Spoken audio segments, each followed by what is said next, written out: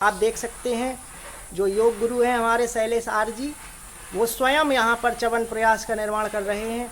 और आपको ये बता दें, ये कोई वो नहीं है, आचार्य श्री जो रामदेव जी हैं जो योग की अलग जला रहे हैं पूरे भारत में, उनके ये शिष्य हैं। और जो शिष्य होता है वो साक्षात गुरु का ही रूप होता है। तो आप ऐसा मान सकते हैं कि आचार्य रामदेव ही ये खड़े हैं।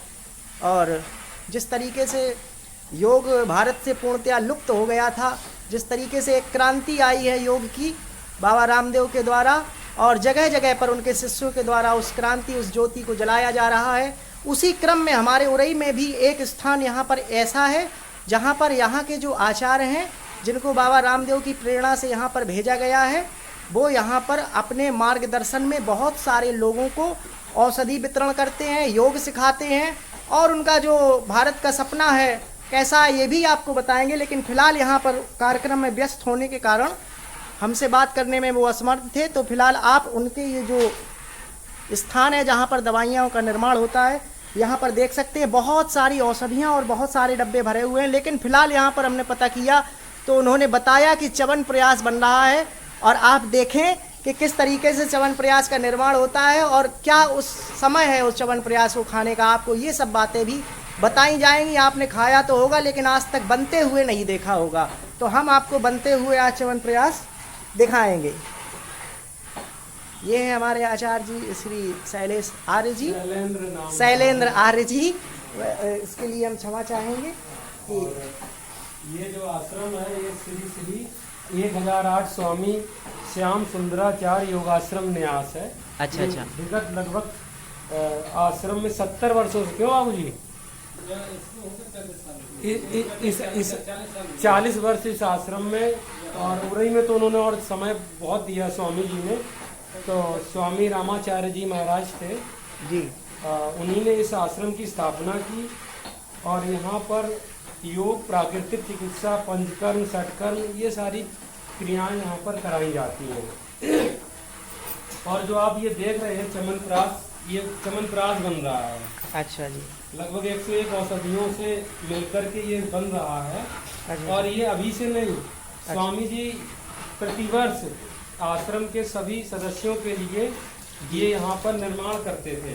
अच्छा, और अच्छा। उसी श्रृंखला में ये बन रहा है।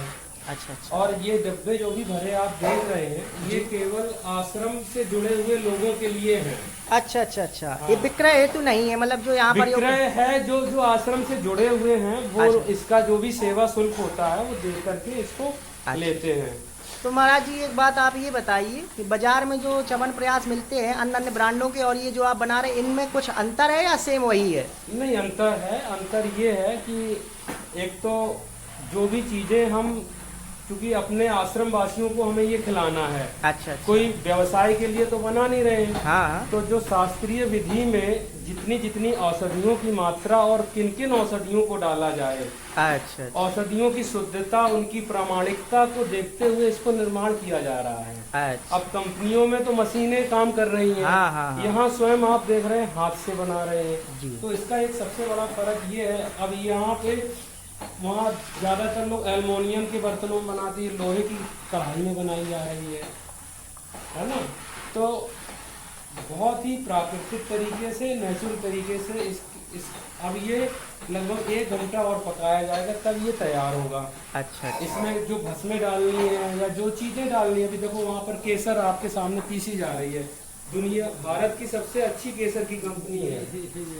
हाँ, ये डब्बा देख रहे हो आप, और ये उसमें वो घोटी जा रही है, घोट करके डाली जाएगी केसर, वो घोट रहे हैं उसमें, है ना। अच्छा। औषधियों का निर्माण जो है बहुत ही प्रामाणिकता से किया जाता है। और जो भी द्रव्य इसमें डाले जा रहे हैं उनकी पोटेंसी पूरी रखी गई है। अच्छा अच्छा अच्छा। मतलब उनमें किसी प्रकार का कोई अत्यधिक तापमान के द्वारा उनकी जो गुणवत्ता है उसमें कोई कमी ना आ जाए, इन सब का विशेष ध्यान रखा गया। ध्यान, कौन सी चीज कब डालनी है और कैसे डालनी है। अच्छा अच्छा। ये सब पूरा अच्छे से डाला जा रहा है, इसमें बनाया जा रहा है। और बस अब ये बनने वाला है। प्रक्षेप द्रव्य इसके बाद में ये बन जाएगा तो ये केसर बनेगा। ये सब प्रक्षेप द्रव्य में यहाँ पे ये डाले जाएंगे। अच्छा।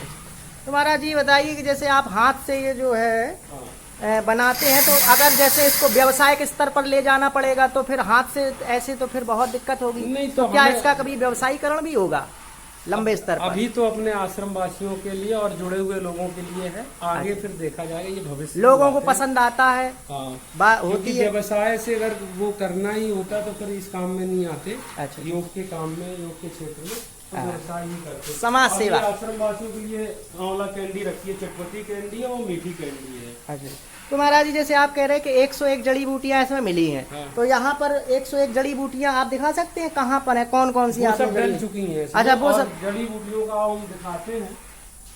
अब इसमें आप ढूंढिएगा, देखो ये क्वाथ जो बनाया था काढ़ा उसका, अच्छा अच्छा, अब उस काढ़े में देखो आप कुछ कुछ बता सकते हैं, ये जीवंती पड़ी हुई है। हाँ। अब जो मतलब इन्हीं में बहुत सारी हाँ, औषधियों का बहेड़ा, मिश्रण है। कमलगट्टा, बिदारी कन, बाराही कन, भुई आंवला, है ना, अच्छा। पुनर्नवा मूल, पुष्कर मूल, अगर तगर, लाल चंदन, श्वेत चंदन, ये सब इसमें पड़ा हुआ है। अच्छा अच्छा। अब इतने नाम एक साथ तो नहीं बताए जा सकते, वो लिख करके ही होते हैं और उनकी पहले से तैयारी की जाती है। तो बहुत ही प्रामाणिकता से बनाते हैं, क्योंकि स्वयं के इस्तेमाल के लिए और दूसरे के लिए भी करें तो भी इतनी ही प्रामाणिकता से। इसमें अष्टवर्ग की 8 औषधियाँ डली हैं, जो आजकल कोई भी च्यवनप्राश में नहीं डालता है। बिना अष्टवर्ग के च्यवनप्राश नहीं बनता है। अच्छा, तो महाराज जी जैसे आप बता रहे 101 जड़ी बूटियां मिली हैं, हाँ। तो जिस आयुर्वेद की किताब में ऐसा लिखा होगा, मतलब अलग अलग अन्य अन्य लोगों की आयुर्वेदिक किताब है, तो किस आयुर्वेद की किताब से आपने इन जड़ी बूटियों का संग्रह करके, उनके बाद जैसे महर्षि पतंजलि हैं और भी योगाचार्य हैं, उनकी अपनी अलग अलग चरक संहिता है, चरक सुश्रुत संहिता है और ऐसे तमाम आचार्य हैं, और खुद के स्वयं के अनुभव से कि ये औषधि इस चीज में काम करती है, तो इसमें डालेंगे तो इसका बेहतर परिणाम होगा। देखिए, हम आपको बता दें कि आयुर्वेद जो हमारा है उसमें किसी भी तरीके का साइड इफेक्ट नहीं है। और इस समय आप देख रहे थे हमारे साथ जो योग ऋषि हैं, और ये इनके गुरुजी जो आप थोड़ी देर पहले आपको बता रहे थे, उनका ये यहाँ पर स्थान है, और यहीं पर सुबह ये जो है योग की शिक्षा देते हैं। आप देख सकते हैं पूरा जो वातावरण है गुरुकुल के जैसा है, जैसा गुरुकुल परंपरा हमारे प्राचीन संस्कृति में होती थी, जिसको आताताइयों ने आकर के समाप्त कर दिया। उस गुरुकुल का दृश्य आप इस समय बिल्कुल सेम देख सकते हैं। और गुरु परंपरा में आचार्य जी कहा जाता है, तो ये हमारे साथ आचार्य जी हैं, जिनका नाम हम अभी थोड़ी देर पहले भूल गए थे, शैलेंद्र आर्य जी। ये यहाँ पर गुरुकुल परंपरा को जीवंत रखने का प्रयास कर रहे हैं, सुबह योग शिक्षा देते हैं। गुरुजी, आप एक चीज ये बता दें कि इस समय जैसे हमारे भारत में पहले जंगल हुआ करते थे, हाँ। तो उस समय जो योग था वो बड़ा फल फूल रहा था, चरम पर था। लेकिन जैसे जैसे जंगल कटते जा रहे, वन समाप्त होते चले जा रहे हैं, तो कहीं ना कहीं आप ये मानेंगे कि योग को भी अपडेट करना चाहिए, क्योंकि इस समय इतना वातावरण दूषित है। समय के अनुसार ही योग को अपडेट किया गया है। पहले योग का मतलब लोग समझते थे कि कोई बहुत बड़ी दाढ़ी बढ़ाए हुए बाबा होगा, पहाड़ों में गुफाओं में योग करने वाला व्यक्ति होगा। योग का मतलब ये समझते थे कि सांसारिक जीवन से विरक्त व्यक्ति योगी हो सकता है।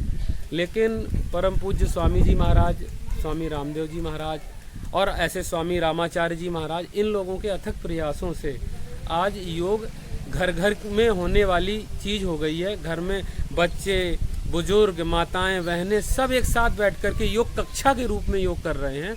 और ऐसी सैकड़ों कक्षाएं मेरे द्वारा स्थापित की गई हैं, बिहार से लेकर के पश्चिमी उत्तर प्रदेश, हरियाणा, पंजाब, चंडीगढ़, ये तुम्हारे गुजरात, राजस्थान। मैं लगातार 5 वर्षों तक प्रवास पे ही रह करके लोगों के घर घर में जाकर के योग सिखाया है। तो ये परम पूज्य स्वामी जी महाराज, परम श्रद्धेय आचार्य जी महाराज का अथक प्रयास है।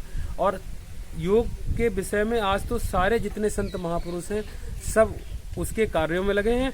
और आदरणीय प्रधानमंत्री जी ने भी एक अद्भुत काम किया कि उनके प्रयास से 21 जून को अंतर्राष्ट्रीय योग दिवस मनाया जाने लगा। तो ये बहुत बड़ी उपलब्धि है भारत के लिए कि भारत की जो अगर विश्व को कोई देन है तो एक योग दिवस के रूप में एक बहुत बड़ी देन अभी जो हमारे सामने हुई है। वैसे तो ऋषि मुनियों की बहुत बड़ी देनें रही हैं, लेकिन जो वर्तमान में हम देखते हैं परिप्रेक्ष्य में, तो योग भारत जो आदरणीय प्रधानमंत्री जी, परम पूज्य स्वामी जी महाराज और तमाम ऐसे योग के क्षेत्र में कार्य करने वाली बहुत सारी संस्थाएं, इन सबका बहुत बहुत अभिनंदन है और इन्होंने बहुत बड़ा प्रयास किया है। महाराज जी, एक प्रश्न हमारा आपसे, ये योग हमारे यहाँ का था, तो हम कहाँ कमी रह गई कि बाहरी लोग आकर के अपनी बात हमको समझा गए, और हमको समझाने के लिए अपनी बात इस तरह के जो है प्रधानमंत्री और सारी चीजें लगी हैं, और विदेशी लोग आकर के अपनी बात समझा गए। कहाँ कमी रह गई हम लोगों में, क्या कमी रह गई? इसमें कहाँ हम लोग पीछे रह गए? कहीं पीछे नहीं है, सब पहले से चल रहा है और अच्छे से चल रहा है, और विदेशों में भी चल रहा है और भारत में भी चल रहा है। तो उसकी सार्वभौमिक मान्यता है, इसलिए हम ये कंट्रोवर्सी वाली बातों में नहीं पड़ते हैं। बस अब इतना ही नहीं, आपका भारत का विजन कैसा, आप भविष्य का भारत कैसा देखना चाहिए? योग से जुड़ा हुआ, और हर घर में योग हो, बच्चे योग करें। ऊपर सैटेलाइट से अगर कोई फोटो नीचे की ली जाए सुबह 5 बजे 6 बजे, तो हर घर से लोग योग करते हुए वो फोटो आए।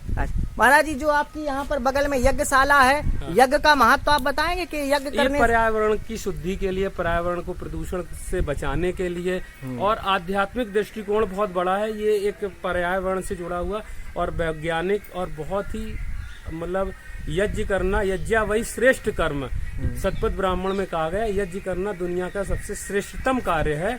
यज्ञ वही विष्णु, यज्ञ करना माने भगवान को भोजन कराना। भगवान को वैसे तो किसी ने नहीं देखा है, अग्नि को ही भगवान का मुख कहा गया है, इसलिए सीधा आहुति दे करके हम भगवान को भोजन कराते हैं। तो बस। तो आचार्य जी, हमारे साथ जुड़ने के लिए आपका बहुत बहुत धन्यवाद। देखिए दोस्तों, आप बता रहे थे कि हम लोगों ने यज्ञ करना बंद कर दिया, जिस वजह से 15 साल के बच्चों को चश्मा लगने लगा और 20 साल के बच्चों के बाल सफेद होने लगे। इस तरीके का जो हमारे देश में आप देख रहे हैं, बहुत विषमता फैल गई है। क्यों? इतना प्रदूषण है और हम लोग यज्ञ करते नहीं है। पहले का जो ऋग्वेद परंपरा थी, उसमें यज्ञ को विशेष महत्व दिया जाता था, प्रत्येक व्यक्ति यज्ञ करता था, जिस वजह से यहाँ का जो वातावरण था अत्यंत शुद्ध था। एक बार किसी व्यक्ति ने शंकराचार्य से पूछा कि आप बताओ कि यज्ञ करते हो, घी फेंक देते हो, उसमें इतना महंगा घी आता है, किसी कमजोर को खिला दो तो वो पहलवान हो जाएगा। तो उस शंकराचार्य ने उससे एक बात ये कही थी कि लगता नहीं तो भारतीय संस्कृति का है, क्योंकि जिस तरीके से भूमि में एक दाना हम फेंक दे गेहूं का, उल्टा फेंक दे, सीधा फेंक दे, खड़ा फेंक दे, पड़ा फेंक दे, एक दाना 1000 दाना देने का काम करता है। उसी प्रकार यज्ञ में डाला हुआ घी बर्बाद नहीं जाता, यद्यपि वातावरण को शुद्ध करता है। और फिर वर्षा होती है, और जब वर्षा होती है तो चारों तरफ आनंद ही आनंद होता है। इस समय आप देख सकते हैं पर्यावरण दूषित हो गया है, जिस वजह से असमय ओले पड़ने लगते हैं, असमय बारिश होने लगती है। क्यों? क्योंकि हमने अपना जो वैदिक कर्म था, जो हमारा विज्ञान था, जो हमारे पर्यावरण के अनुकूल संस्कृति थी, उसको भूल गए, जिस कारण से ये सारी दिक्कतें हमें देखने को मिल रही हैं। तो आज का जो ये हम आपको ब्लॉग दिखा रहे थे, हमारे साथ जुड़े हुए थे योगाचार्य, और इन्होंने आपको कुछ बातें बताई, कुछ हमने बताई, और आपने देखा कि किस तरीके से यहाँ पर च्यवन प्रयास बनता है। हम आपको बता देंगे कि यहाँ का पता क्या है। आप किसी भी तरीके की बीमारी से जूझ रहे हो तो यहाँ पर आकर के आप योग वगैरह कर सकते हैं, जिस कारण से आप अपना जो शारीरिक स्वास्थ्य है उसको अनुकूल कर सकते हैं, और भारतीय संस्कृति से जुड़ने का आपको एक अनोखा अवसर है। यहाँ पर उरई में भी आपको, या आप कहोगे कि आपको बहुत सारी चीज़ों की जानकारी नहीं होगी, जिस कारण से आप सोचते होगे कि हम कहाँ जाएं, लेकिन यहाँ पर एक ऐसा स्थान है जहाँ पर आप किसी के मार्गदर्शन में जब इस चीज़ को करेंगे तो आपको उसका अत्यधिक आनंद प्राप्त होगा। तो ऐसे ही हमारे साथ बने रहिए। दिल की गहराइयों से आपका बहुत बहुत धन्यवाद। नमस्कार।